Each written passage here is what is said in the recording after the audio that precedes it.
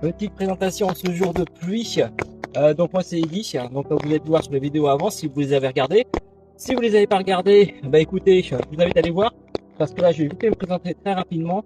Donc je suis donc en fait une personne comme vous, voilà, qui a un travail, qui a une vie sociale, donc et aussi qui a un pied dans le domaine donc de la métaphysique, parce qu'en fait les esprits de la nature, c'est avant tout en fait de la métaphysique, ce qui est rangé après la physique.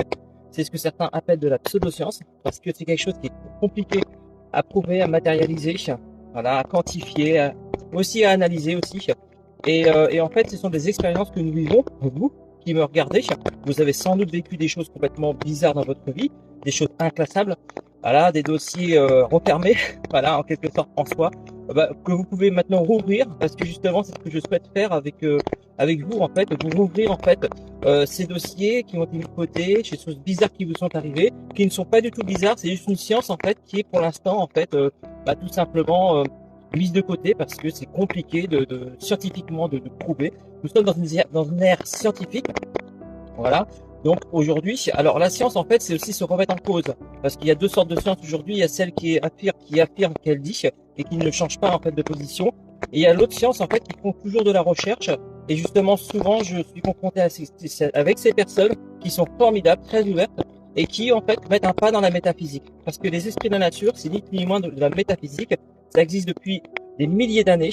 Voilà, depuis que l'être humain est être humain en fait, tout simplement, parce qu'avant il y avait rien, il y avait juste de l'humus, des arbres, de la terre, des grottes, des cavernes, etc. L'être humain vivait vraiment en toute simplicité. Aujourd'hui, le seul animal dans le monde qui est obligé de payer pour manger, pour dormir, voilà, et ben c'est l'être humain. Voilà, regardez autour de vous, vous allez vous en rendre compte.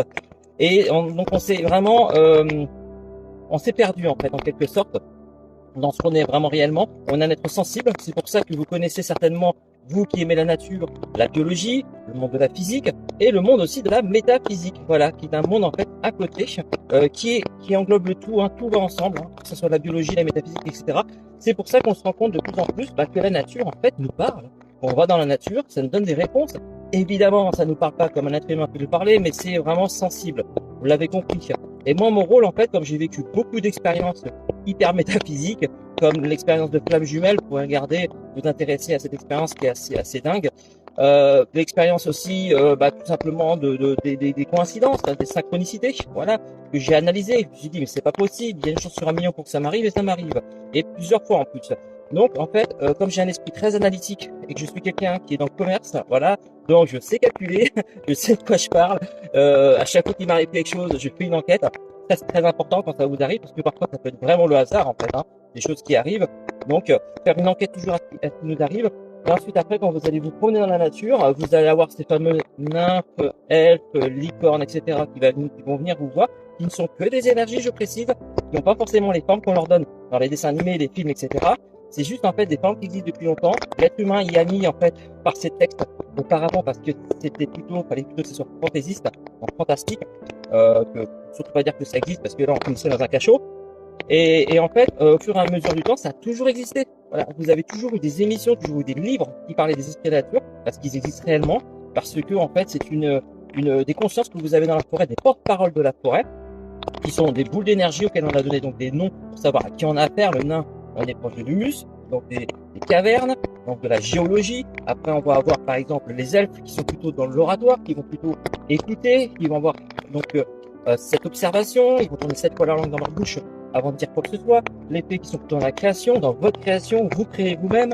Vous avez aussi la licorne dans la méditation, voilà, dans le troisième œil, etc., etc. J'en dis un peu plus dans les vidéos en bas ou sur mon site, donc lesdimensionsdegaia.fr. Voilà. J'en dis pas trop pour ce sujet de présentation parce que ça doit être assez court.